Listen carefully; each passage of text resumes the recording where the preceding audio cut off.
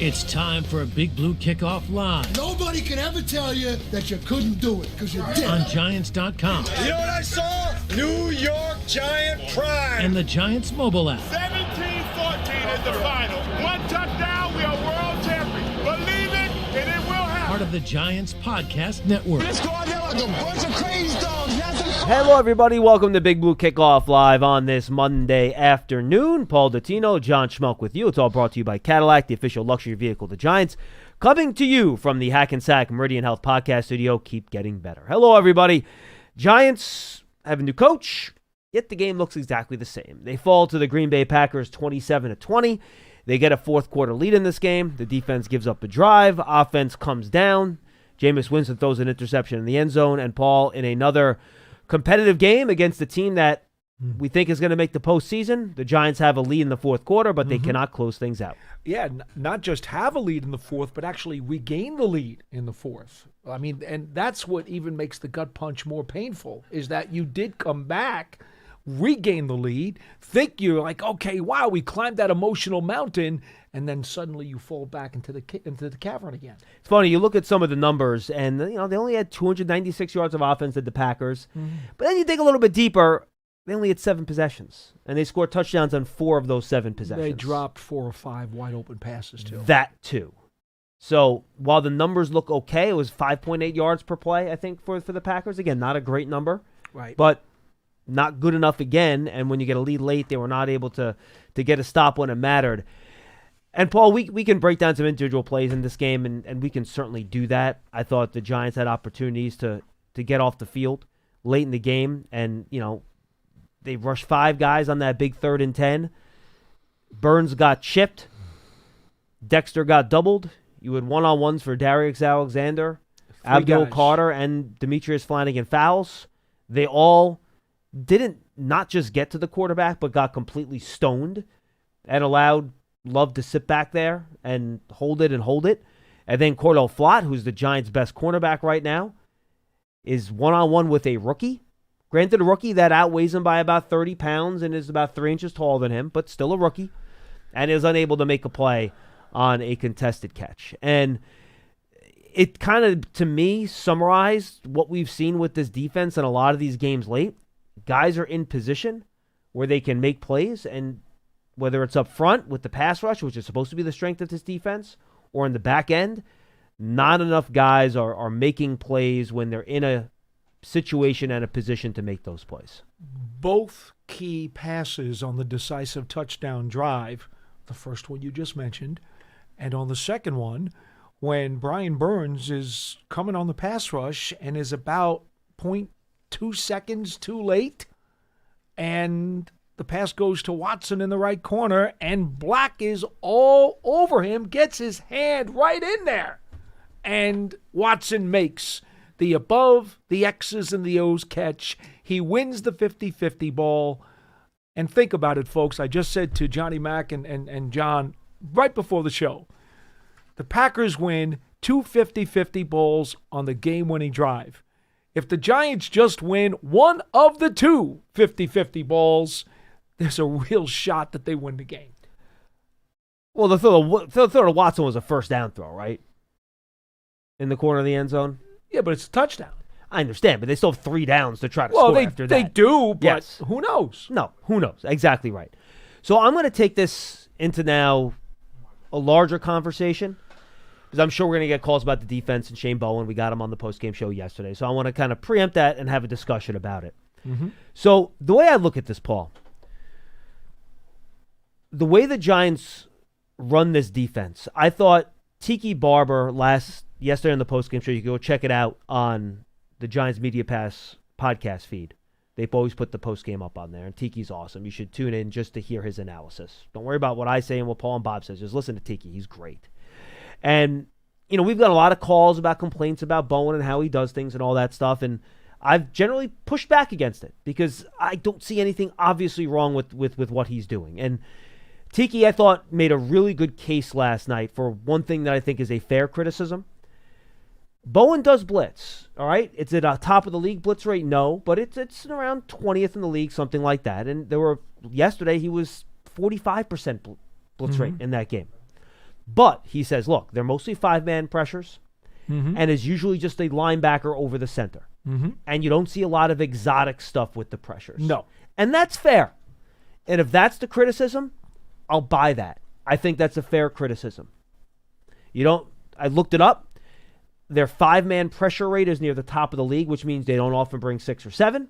And their corner and slot corner blitz rates are near the bottom of the league. Very rarely. They rarely bring those guys. Very rarely. And I think that's fair as a criticism.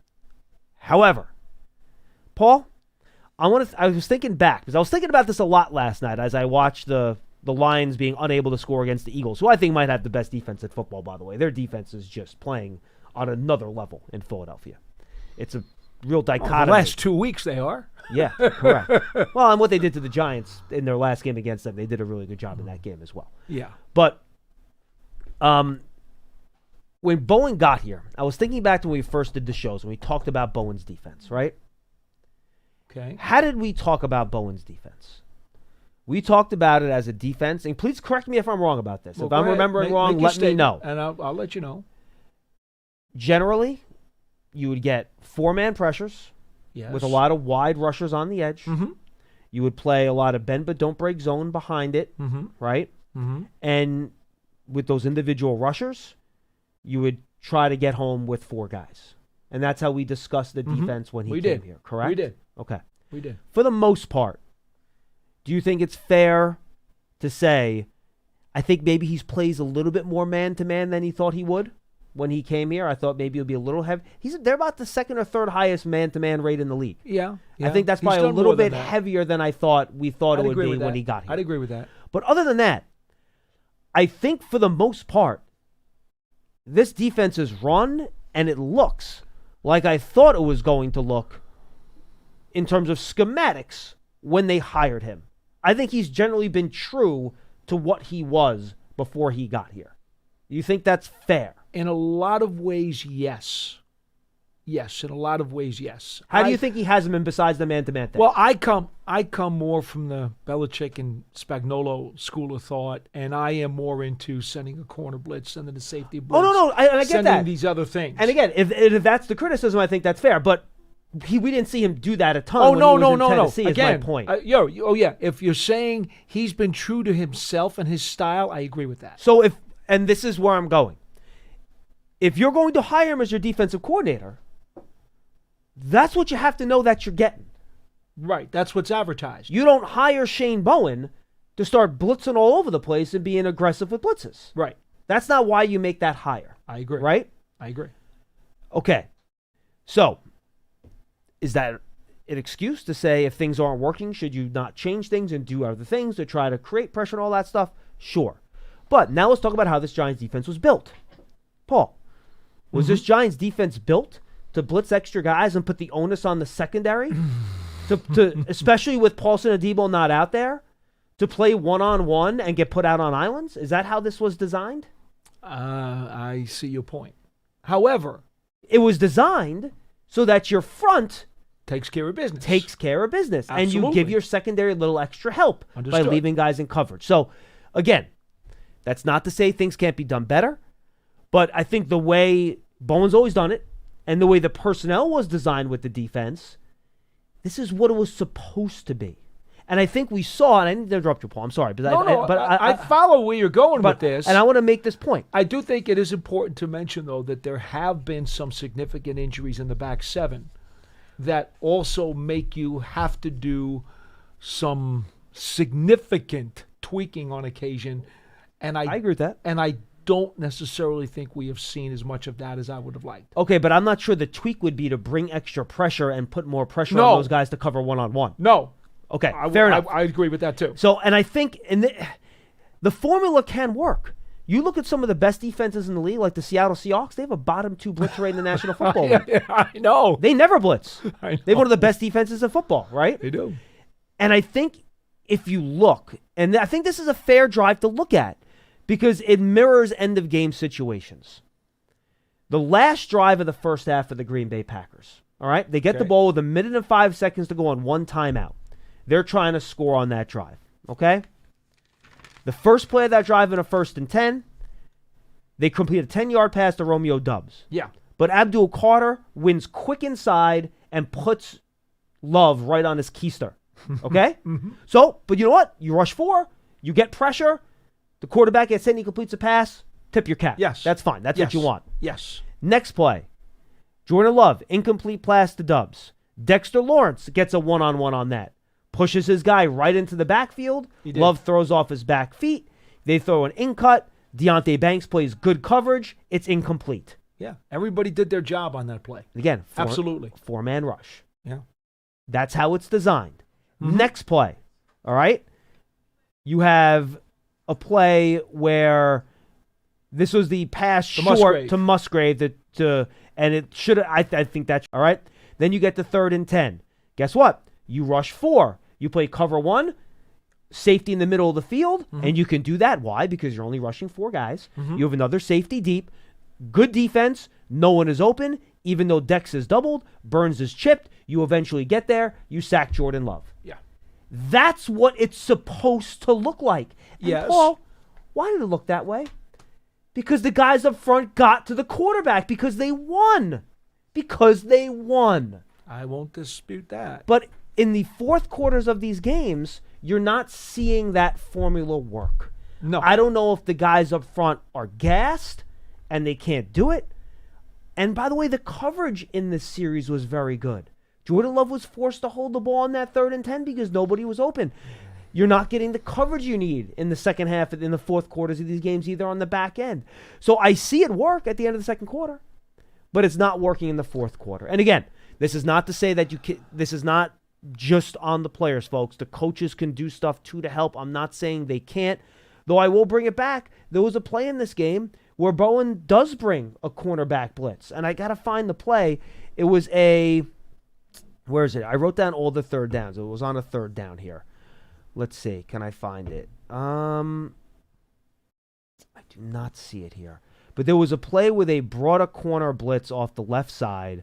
It gets picked up, and they're unable, and they end up completing a deep pass down the field. I'll try to find the play. I did have it noted here somewhere. But like on the one time they did try bringing a corner, and they brought corners on 2 different times in this game. They were not able to. It gets picked up. They complete a pass down the field. So it's just, look, I'm not telling you I have an answer, folks. And for the people that want to make a change, I understand the results are not good enough. And if that's why you want to do, you think you make a change, you get a spark, try some new things can work. Fine, I get it. I understand where you're coming from. But I know what the formula is supposed to be. I can see it work. I can see why it would work. But it's just not working. And if the argument is, look, if the formula is not working with these players, you have to try a new formula. I get that. I understand that, and I'm not even going to argue with you on that. That's fine. But it's just frustrating to me because I see why they're doing what they're doing, and I see why it should work, but it's just not working. Okay. Anyway, that's my spiel. I apologize for going long. It's okay. I'm going to push back a little bit. Please, just push back. a little. No, push back. I want you to. Paul, that's why I brought it up. I want you to push it back on me, please. In concept, I agree with what you said in concept in terms of the way that series went down. But if you look at the last 4 years here, and I did see a chart that I misplaced the chart a few weeks ago because basically I just decided it wasn't worth keeping anymore, and I just let it go. Okay. In the final 2 minutes of the first half or the second half, the Giants have been one of the most poorest defenses for the last several years. Okay. They have been absolutely decimated, sliced like a prime rib over the course of the final 2 minutes of the first half and of the fourth quarter. So, unfortunately, the example that you have picked, and again, I'm just giving you from this game, right? Which philosophically, I understand exactly where you're going, and I don't have a problem in concept with what you just said, except for the fact it just happens to come at the final 2 minutes of the first half, which habitually has been a horrific portion of the game for the Giants. And I agree with you, Paul. I'm not saying that has been good all year. I'm Right. not saying that. So I'm And not I get that arguing too. your stat So at all. we're- I was we're just being giving very specific again. here. I was just giving one example from And this I get game that. where I saw the formula work. That's So all. please, I'm we're not disputing each other. We're actually making two separate points. oh, no. To be frank, Paul, this is good. I like this. we're No, actually making two separate points. and by the way, I think you're right about that. I'm not disagreeing with you at all. And see, that's one of the things that has really troubled me, to be frank with you, is that, you get these teams in these 2-minute drives or these 2-minute drills, if you will, 2-minute offense. And those are the drives, more so than not, that have become the most frustrating for me when I watch this defense. Understandable. Now, I have often felt, and how do you trace the crux of this problem? I have often felt, especially when I've been down behind the bench, that the front was gassed. I've often felt that in the last several years. That's not a great excuse. It can be a reason, but it's not a great excuse. It's a reason, but not an excuse. That's correct. And that's not good. No, it's not. It's not. And we've talked about how Philadelphia rotates their defensive front so often because it allows their higher efficiency numbers to come to fruition, because guys aren't gassed, guys are getting proper rest, guys are able to deal with less stressful situations, or should I say more stressful situations, because they've got the rotation going. So the Giants, what do? They get the extra bodies up front. They sign Robertson Harris. They go and draft Abdul Carter. They went and they acquired Burns. They went and they drafted Thibodeau. And they signed Chauncey Golston, who, by the way, he's barely played because he's been hurt. And that has been, I got to be honest with you, the two biggest things in my mind to this defense, Micah McFadden, Chauncey Golston. Both of those guys, for me, have been dramatic losses to this defense. And again, folks, that is not an excuse. But I expected McFadden to have 100-plus tackles like he did last year and to play pretty well against the run. I expected Golston would help that defensive front to become more multiple and to give them a lot of, if not sacks, okay, I certainly expected pressure in the pocket and passes to get knocked down, because that's what Chauncey Golston does. So my take on this, John, is ultimately they've acquired more bodies to that front seven to the point where we were very impressed at training camp. And the same things are still happening. And by the way, I will say this too, Paul. The guys aren't playing too many plays. Like, you look at the snap rates, and by the way, the reason Thibodeau's isn't a little bit higher is because he didn't play in this game, obviously. Right. But Brian Burns is at 78%. Right. He never looks gassed, by the way. So Never. So don't put him in that Never. category. Abdul Carter's at 70%, and Kayvon's at 71%.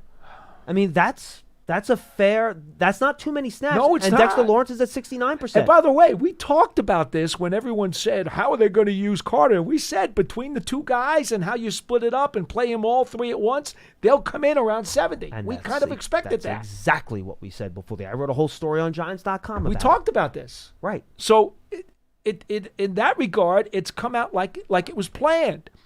Now, here's the one thing that I will say, and I don't know, maybe it's psychological. I don't know if it is or not, John. I do believe that it is part of it. I've said this to you several times in the last few years, and I haven't really said it this year. This team is just so unclutch. It's ridiculous. No, it is. No, I don't think. Yeah, I mean, they don't. In the must-have-it situations, They don't. They don't have it. That's it. They just don't. And there are too many other times where I've seen them in non-clutch situations do exactly what was planned, do exactly what they're capable of and what they're supposed to do. And then when they have to have it, you got it. They don't.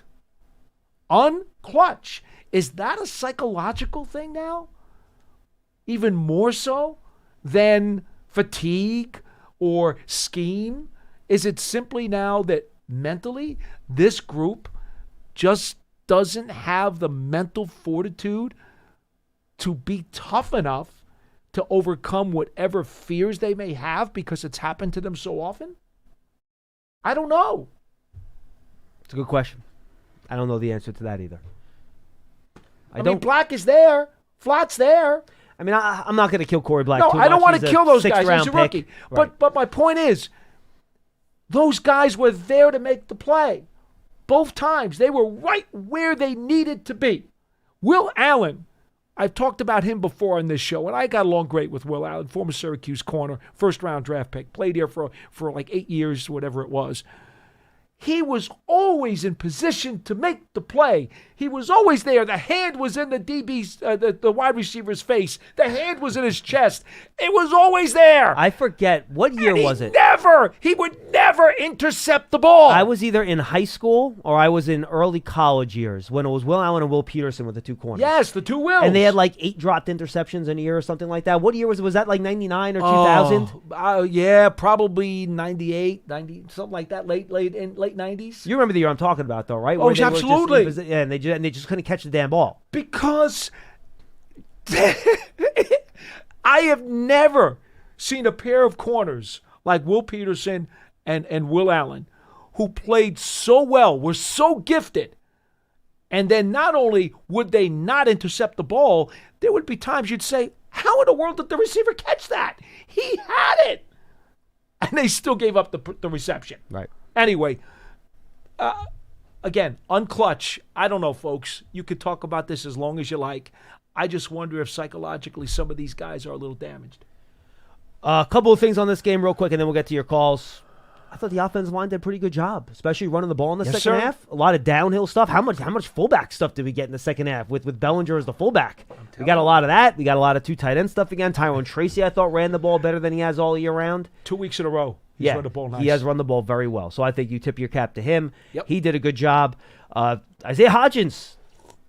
Where have you been, Isaiah Hodgins? Welcome back, my friend.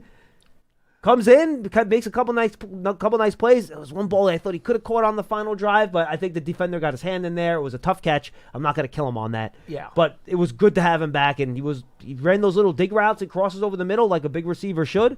Used his frame, and he made some nice plays in that game. So good to have Isaiah Hodgins back. Man, think about it. He walked into the building on Thursday. No, I know, it's crazy. I have no idea.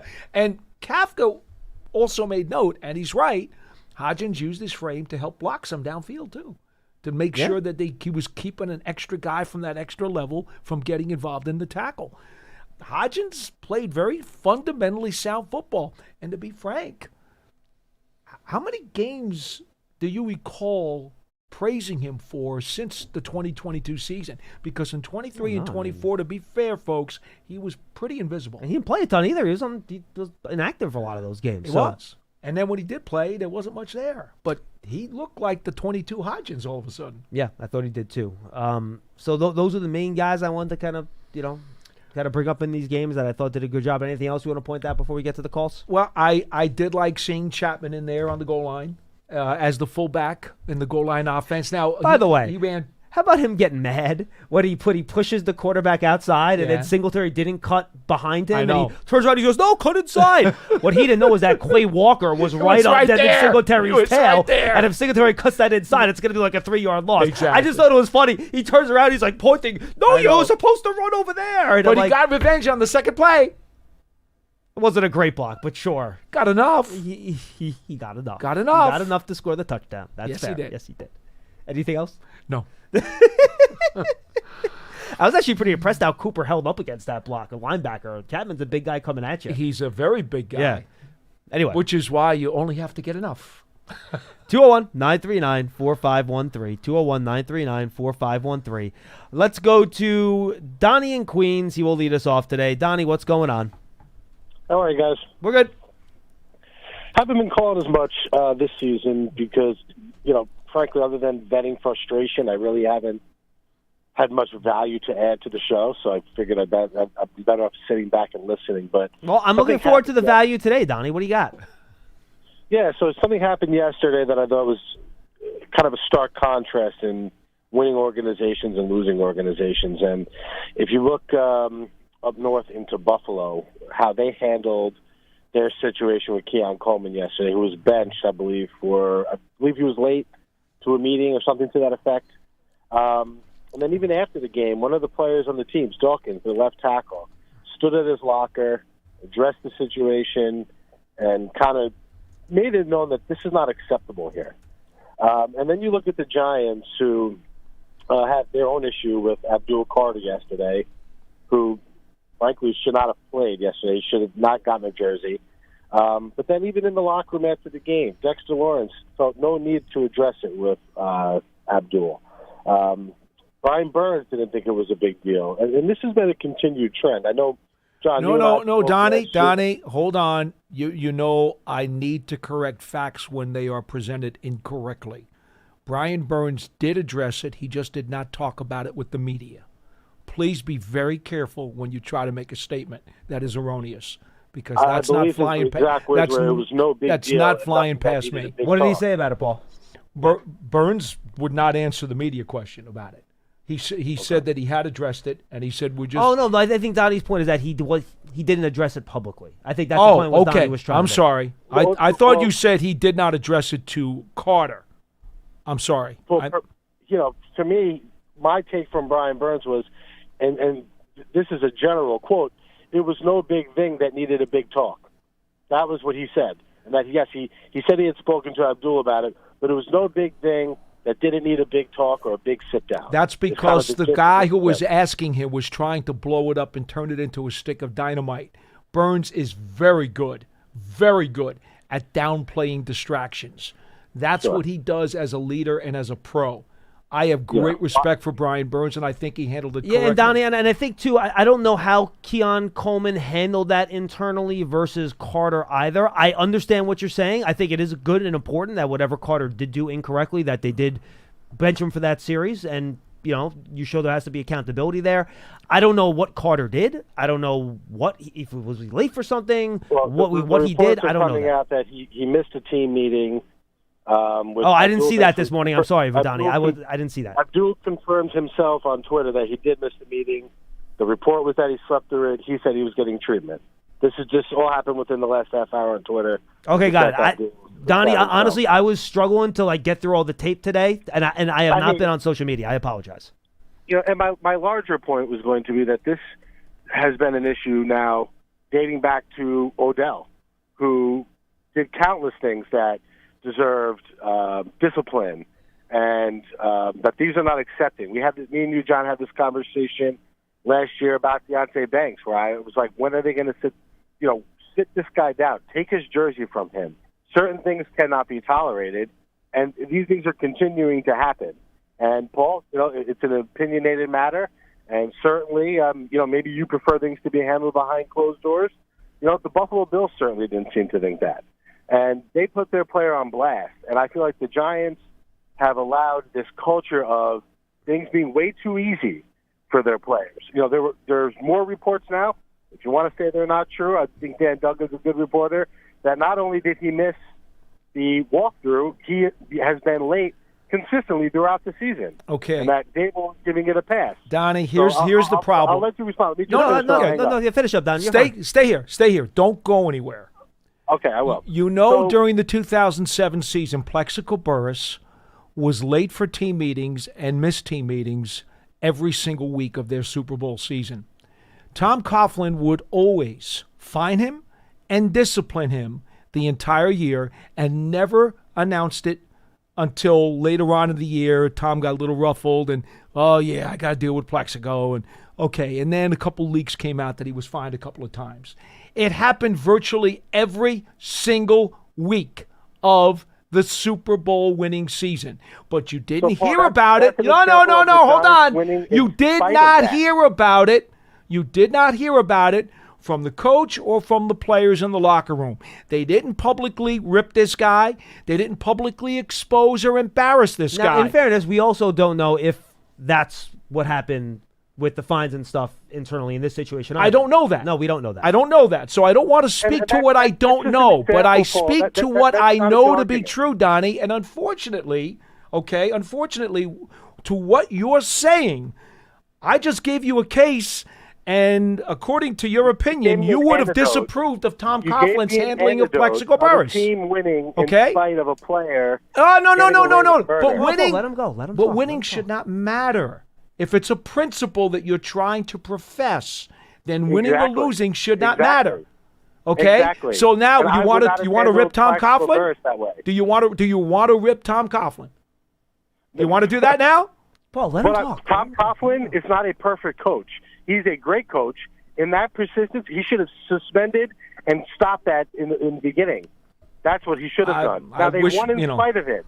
They won in spite of it. Okay? And this has been going on now for the Giants for years. So if I hear you correctly, you're saying that no matter what happens, whatever these players do, keep it quiet, don't suspend them, maybe take a few bucks away.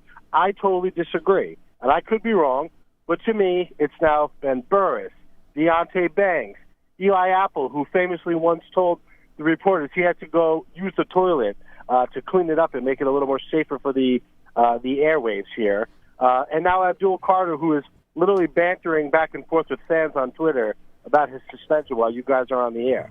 So this is the kind of crap that has been going on now for a decade of losing. So, yes, they can continue to look the other way and do all these things, but the good team that I brought up today, the Buffalo Bills, handled it exactly the opposite way. And I will go with anything the Giants are doing right now. I would do the complete opposite, like the episode of Seinfeld with George Costanza. Right, everything they do is wrong. So I will hang up. But, again, this type of crap where nobody wants to point a finger, no one wants to stand up and say, this is unacceptable, that doesn't mean every player should have to do it. Somebody there should be saying, you know what, Abdul Carter, it's not this little small thing that you missed a meeting. It's not this small thing that you missed a walkthrough. These are serious things, and this is an underperforming rookie, okay, that came in with a bunch of hype, wanted Lawrence Taylor's number. Well, I guess he really wants to emulate Lawrence and not show up for meetings as well. Thank you. Thank you, Donnie. Appreciate the call. Look, I will say this. I was not looking at social media this morning, so this is the first time I'm seeing all this. Donnie's concept is correct in that you can't just have guys willy-nilly. And again, I'm not saying that's what's happened here. I'm not confirming that report. I'm just speaking theoretically on any team. Mm-hmm. You can't have guys showing up late for meetings, missing things, and not being held accountable for it. Absolutely correct. You cannot have that. And Totally agree with and that. if that's what happened here, that's bad. Mm-hmm. Again, and I'm not saying it did. I'm not saying it did. I don't know the answer to that. You can't have that. Do they have to be held and put on blast publicly by their teammates?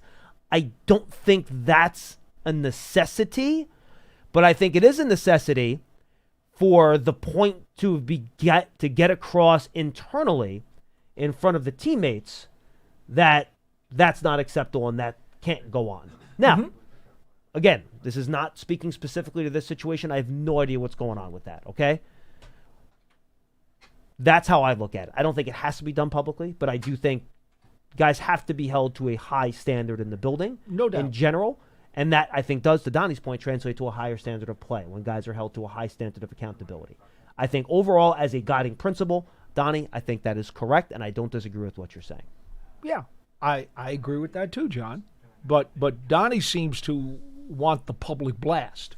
That's where he seems to be coming from, and that's where I vehemently disagree with him. Here's the thing. I will say this. I think, and again, this is not talking about this specific situation. This is talking generally, okay? I think you get to a point where if you do the stuff internally and it's not public and the guy keeps doing it, I understand you get to a point where you do have to say something publicly. Because then maybe that's going to get across to the guy. You know what I mean? And again, I'm not saying that's what happened here. I'm just saying in general, if privately you're saying, no, you can't do this, you get fined, but the guy keeps doing it, I could see eventually you saying, look, all right, leaders on defense, leaders on the team, it's time for you guys to do something about this, and maybe that's the best way to do it. I get how you get to a point where that's necessary. Again, I'm not saying that's where the Giants are. I'm just saying generally speaking. Well, if you recall, there were many a times, and even Ahmad Bradshaw had issues sometimes with a curfew and so forth. And in fact, one game we were in Dallas, and Bradshaw got benched by Coach Coughlin for the whole first half of the game, and it was an important game.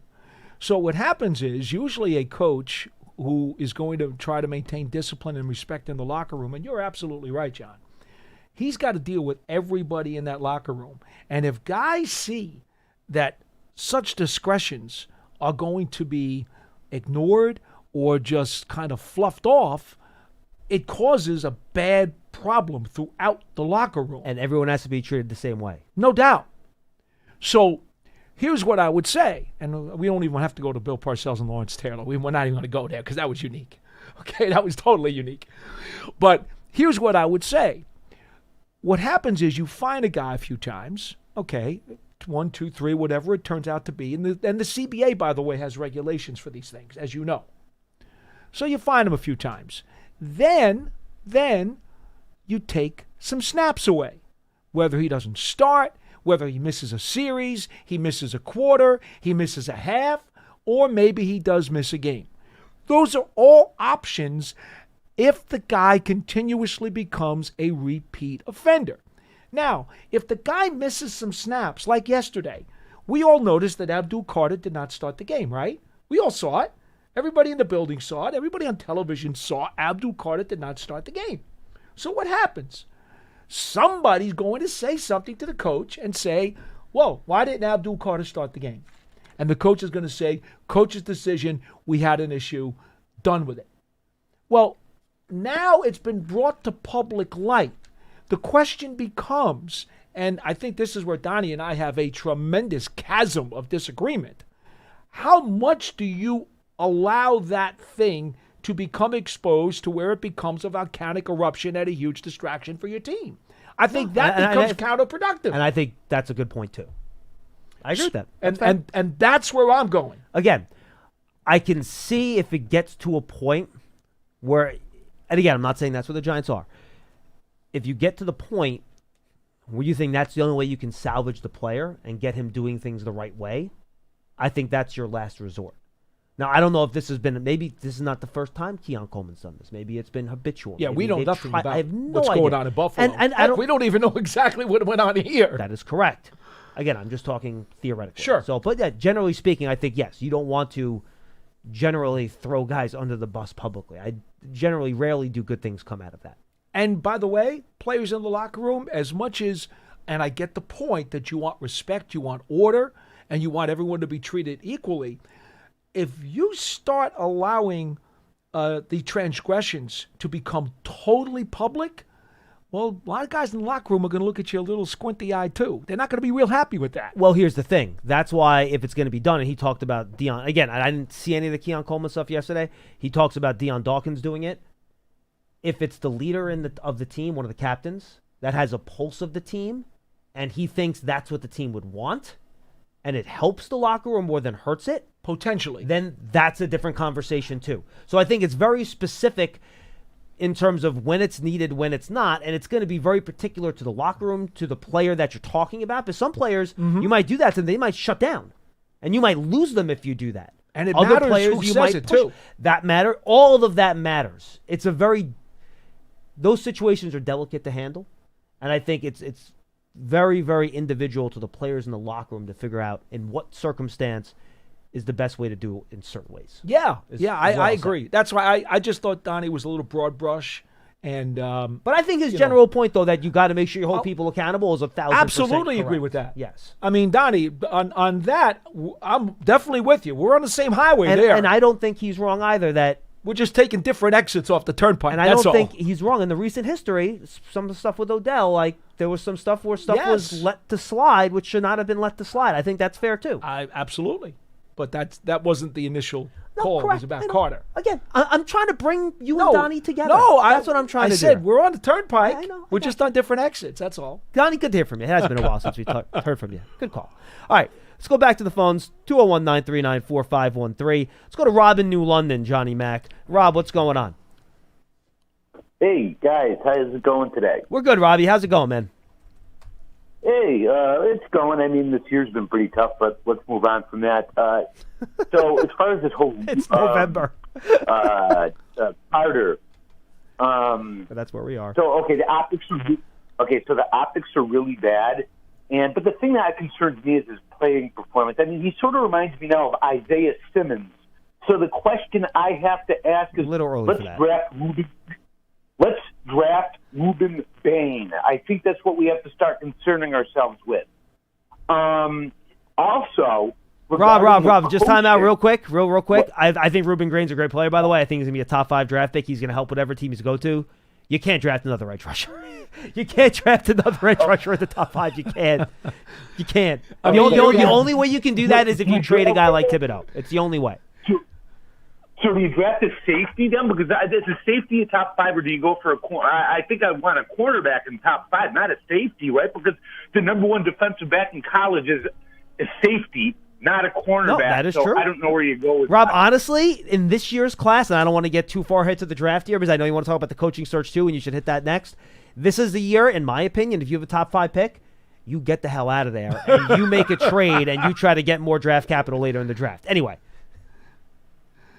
Go ahead. So we have to talk about go, no-go on the coaching search. Sure. And it's simple. Anybody who was born during the Truman or Eisenhower administration are a hard no. I'm sorry. No. Anybody who was around for... What's that? I don't think anyone was. I mean, Eisenhower was in the 50s. I don't think anyone looking for a coaching job was Bill born. Belichick was born. I mean, Okay, no, that's fine. And look, and Robbie, Okay. I don't think Bill Belichick is a serious candidate. So I think you can not worry about that. And I suspect that you've just eliminated Dick Vermeil, too. Yes. I like Dick Vermeil. I'm willing to make a pass on him. I like him. Okay. You guys have a good day now, all right? No, Robbie, you too, man. And look, I know yesterday, Jay Glazer listed a bunch of names. It's names that we talked about. By the way, Marv Levy is still healthy. Marv Levy is still around. That is He true. is. Jay Glazer listed a bunch of names yesterday. It's all names that we kind of talked about last week in one way, shape, or form. So some guys were experienced. The one thing Jay Glazer did report, and again, we're not saying he's correct, we're just saying this is what he reported, was that they're not interested in going the college route, which does not surprise me at all. No. But he had a couple coordinators in there. I think Chris Shula's a guy he mentioned. He had Kubiak in there. Mike McCarthy is a former head coach. It's all the guys that you would think would be in the conversation. Lou Adarumo was a guy that he mentioned. Steve Spagnuolo was a guy that he mentioned. I don't want to leave anybody out, but those are the guys that I remember from the report that I saw from social media this morning. The key to this whole thing, and we mentioned this on the pregame show yesterday on The Fan, is that you honestly don't know for sure what that pool is going to look like today. Yeah, you don't know what head coaches are going to lose their jobs. I mean, that, in all honesty, look, I had somebody the other day on a different show I was on call up and say, what if John Harbaugh gets let go? What if Mike Tomlin gets let go? Look, I have no idea if they're going to be let go or not, but I think any team that is looking for a head coach at that time would certainly want to put in a phone call to guys who have that kind of resume. But we have no idea who's going to be available. So some of this, I get the impatience, but some of this conversation is still too premature. And again, to be honest, we both believe that Mike Kafka has a legitimate audition at this job. Yeah, absolutely. And we'll see how that goes. 201-939-4513. Rob, good call. Thank you very much. Let's go to Coach Marvin in Delaware. Coach, what's going on, pal? How you doing, John and Paul? We're good. That's good. I was listening to my guy talk about disciplining guys, and when it comes to discipline a team, fair. I mean, you got to treat guys fair, but you're not going to be able to treat them equally. It just don't. It doesn't work that way. It's not equally. It's fairly. And when you have guys that have problems with making it on time, sometimes it depends on who it is. Lawrence Taylor has a lot of issues off the field. You ain't gonna discipline him and put it out into the public, even though that's a different time. So Jimmy Johnson had some problems, and I remember him talking about if Michael Irvin is sleeping in the film room while they having a meeting, he wakes him up. Yeah, but Coach. Guy, Coach, I don't think either one of those guys were rookies when they were doing that. Either. No, and I know, but what I'm saying is it's not so much rookie or a veteran. I think it comes down who that person is and what he means to the team. Well, and I think also, Coach, not mean as much as a rookie. But it's also how you get the most out of that player, right? You want to get the most out of the player. so that you can help the team play their best brand of football. And I think I'll say this first. I don't think the 80s Giants or the 90s Cowboys would have survived in today's social media environment. I think that neither one of those teams would have had success just because of everything that went on with those groups, because they were interesting and unique is the way I'll put it. But yes, look, if you have an established super, like Charles Haley was a lunatic. The guy was a legitimate maniac. But to deal with his special skills, you deal with him being a crazy person. But you're also at the point there where you're winning. You have other leaders on the team. You're not trying to establish a culture. You know, when LT got here, was doing that stuff. Paul can speak to this better than me. You have Harry Carson there. You have George Martin there. Yeah, you did. It's a little bit different. Paul, you can speak to this better than me, obviously. I want to bring a different outside element to this particular equation. You did not have a salacious media and social media that also wanted to make a huge distraction out of every little indiscretion or fine that a player would get. In fact, stuff got buried then that would not get buried now. Right. Correct. And so today, if literally any tiny infraction, the media can't wait to get a hold of that and spread it all over the place. And it's going to get asked about, and the locker room's going to have to answer to it all day. But in those days, forget it. I can tell you, I was part of the press corps 40 years ago. And I can tell you, even if a lot of us found out about some of these things, we laughed. We snuffed it off and we laughed. Okay, go ahead. You got a game Sunday. Let's talk about the game. That doesn't happen today, Coach. It just doesn't. Yeah, I understand that. Y'all forgetting I'm 64 years old. I was there at that time. I'm not, and I work with Department of Justice. This type of media stuff, believe it or not, we were talking about it before it got here. All right, so I'm going to get this right. So that means, Coach, here, we were discussing about how the truth can get turned through social media. So that means, Coach, you were born during the Kennedy administration, right? Huh? I said you were born during the Kennedy administration, then, correct? Yes, I was. So the last caller thinks you're eligible. That is you true. Want to apply? Oh man, I wish I could. I really wish I could, because these young guys need to be talked to anyway.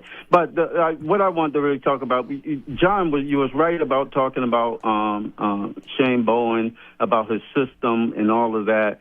And again, these guys can coach.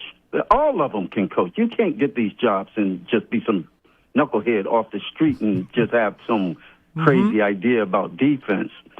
What happens is, I believe what happens, if you notice, sometimes the defense is playing well. A lot of those games we were in, they were playing well in the first part of those games. So we ain't stopped the run that well. Me and Paul talked about this last Friday, because we're playing with 4 men down, but we're playing with 2 edge rushers.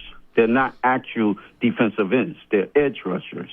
And I think that I believe that causes a few problems when it comes to going against the rush. But it's when he calls the plays. What plays you call in certain situations. And my feeling, this is just me, I get the feeling that the team doesn't believe it.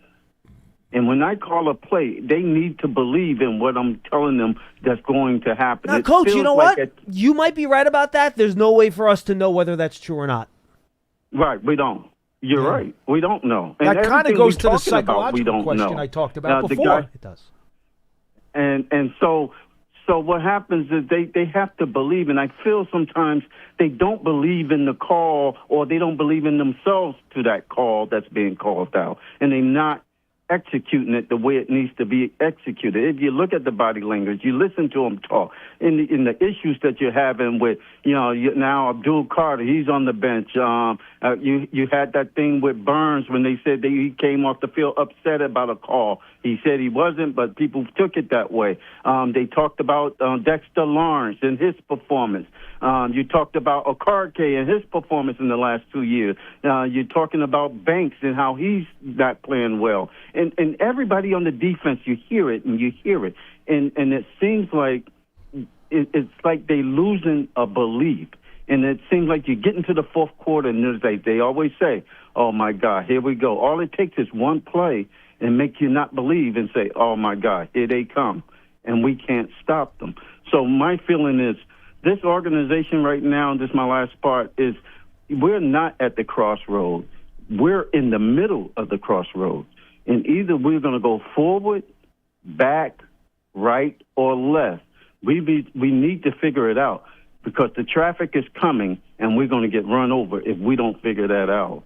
Thank you, Coach. And that's how I feel about it. All right, guys. Be good. Appreciate the call. All right, let's go to Brian, Ohio. He's up next. Hey, Brian. How you guys doing? Hi. Hello. We're good. Go ahead. Yeah, go ahead. I'm sorry. Okay. I didn't hear you guys. Okay. How you doing? Go ahead. Thanks for calling. All right. Been an ultimate Giants fan since 1979. So cool. And with too many players hurt, and we're getting players that are talked and no show to replace them. I can think of one thing as a suggestion only. Why don't we get a jack-of-all-trades player? And the first player that comes to mind is Elijah Chapman. Why can't we bring him back?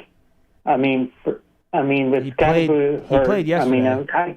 I can imagine Elijah Chapman playing fullback and running over players. He played fullback yesterday. If the player looks tired, we'll put him in. Elijah Chapman. He's a jack-of-all-trades. He played yesterday. Listen. He was in the game yesterday. He played. Goal line offense, he had 2 straight snaps and blocked for Singletary's touchdown. One of the 2. Okay, I didn't see that, but I'm just saying, since he's always on the practice squad, I just feel like we just need to sign him a contract before it's too late. All right, Brian. But as for coaches and everything, that's a different story. But I'm just wanting that Elijah Chapman just to make a name for himself because I think he can do really well. All right, Brian. Good call. Appreciate it. Yeah, he's on the practice squad. He got an opportunity yesterday. First activation, he gets 2 more. Yeah, and Giants had Elijah Chapman. Unfortunately, not Elijah Chapman. He had Elijah Garcia poached off their practice squad over the weekend. He had been active. He had gotten a 1-year deal, but he had had the multiple activations early. Then they let him go, put him back on the practice squad. Then he got claimed. Who claimed him? The Falcons, right? Yes, Falcons claimed him. Atlanta. So I'm happy for him. He's a great dude, by the way, Elijah Garcia. Good really, guy. really nice guy. Good guy. So.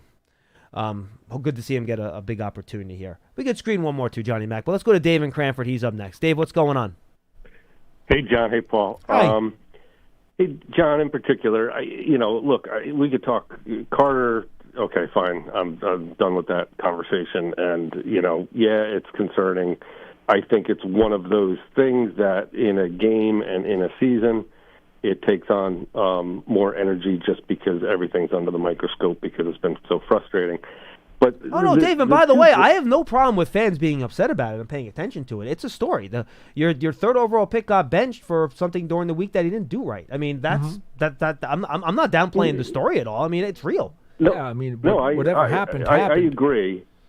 I agree. But I do agree the distraction becomes bigger and more blown up when you're in the middle of a losing season. Yeah, of course. There's no doubt about that. And yes, to your point, that is correct. But the 2 players that I really think, and I just think Kafka has got to do something because now, right or wrong, good or bad, it's his responsibility, and that is Hyatt and Banks, and the eye in the sky doesn't lie. And so, unfortunately for those guys, every play, is subject to the, all 22. You can see, not just, the obvious plays. We can talk about the interception and the fact that he doesn't cross that defender's face is insane. That's an obvious one. But there's also one where I believe Winston ends up getting sacked on this play, where they run a beautiful mesh concept. And Hyatt comes off the right side, and he has to keep his depth. And by the way, if he kept his depth the right way, where he would be basically crisscrossing with Wan'Dale Robinson, he is completely open into a gap that Jameis Winston could. But because there's a linebacker there, he ends up being he goes on the outside of him or towards the goal line on the backside of him to avoid any contact. These guys don't want contact. Banks and Hyatt do not want contact, and they don't. And you can see it play after play after play. Hyatt can't do a contested catch. Banks doesn't throw his shoulder or get into a position. Well, he's actually many times in position, as we all can see. That lack of effort, when you can see it on tape, it is so. It's not giant football. It's a cancer to the team when it's not addressed. Those guys should not be on the field anymore. And Kafka, if he knows what's good for him, because now they're saying to him, hey, we're not making, ownership, GM maybe, I don't know. We're not making those decisions. These are your decisions now, Mike. You inherited this. You make a decision. He, unfortunately, has got to make a decision and look at that and say, this is not an isolated event. Yesterday was not isolated. This has been going on all season with these guys. I'd rather see almost anyone else. It's just beyond frustrating. You will notice you saw Black getting more reps later in the game yesterday. You saw Nick Jones getting some reps in the slot yesterday. You saw Hyatt out there more so than you did not, I believe. Did Ray McLeod even get any snaps, John? What was his count, if he had any at all? No. I don't think he had any. No, I don't remember. I don't remember seeing him once. Seeing him either. Okay, so Mike Kafka has already decided just after week one. I mean, Isaiah Hodgins got here on Thursday, and he started. McLeod did not play any snaps. I didn't think so. Hyatt played 44 snaps. Hodgins played 57. So I'm not sure why the call and why the complaint, because Mike Kafka has already shown that he is concerned about player deployment, and he's already made some adjustments to the snap counts and the player deployment. But he did give Hyatt his highest snap count of the year. He did, and I think they were hoping that he was going to be more productive. But for the most part, he's been deep in the shadows under the previous coach, and here was Kafka saying, okay, you know what? I don't think Ray McLeod needs to play. I want to see what Hyatt can do. He now saw what he saw, and let's say moving forward that Kafka's going to have to make a decision as to how many snaps he gets. Darius Slayton should be back next week. That should alleviate some of the logjam at wide receiver. But I think the point that I'm simply making to you is that we did see some snap count changes and some player deployment changes in the game yesterday. Yeah, we did. So if you're complaining that, he hasn't done that, well, he's had one game and he did do it. Okay, Paul. Fair. Yes, we did see. So maybe it's fair enough to say when he gets a chance to look at the tape and to see that now, and to see Banks on a run up the middle, and to see him on the sideline when they actually challenged the guy throwing. Banks had every opportunity to push the guy out of bounds. I saw it. It wasn't good. I agree with you. It wasn't good. He does, and I get it, man. I got a chance one time and I'll leave you with this. I got a chance one time to watch a game from the sideline. Long story, whatever.